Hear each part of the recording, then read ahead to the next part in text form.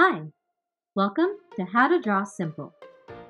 Today we're going to learn how to draw a daffodil. Let's start off by drawing a really squiggly line that goes all the way around like this.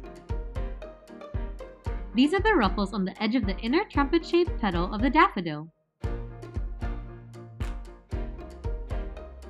Next, add a thin C shape inside like this, and a little stick with a nub at the end for the stamen. This is the part of the flower that produces pollen for bees. To the left of the squiggly shape, add a longer C shape for the back of the petal to finish off the inner part. Next, we can start the outer petals. Daffodils have slightly pointed outer petals that together look like a six-pointed star. Start with a line coming out of the inner petal here, curving down to the bottom left with some gentle waves, that turns back to the right for the tip, and gently comes back up to this side here.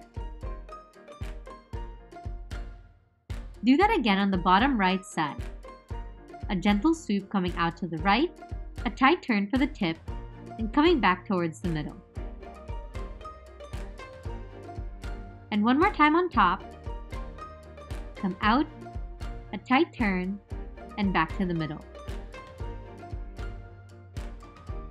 Next, repeat those steps again to draw the other three petals behind.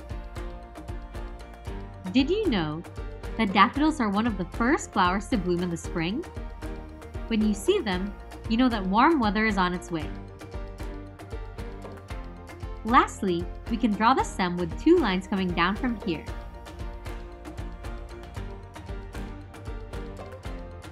And for some leaves, a line coming up from the base of the stem, swooping up to a point, and curving back down to the base again. Do that one more time for another leaf here. And for some added detail, you can add some thin lines along the petals to give it some more texture. Also, a few smaller lines near the base of the trumpet and between the petals. And lastly, a couple more thin lines along the inside of the trumpet as well. And now you've got a daffodil.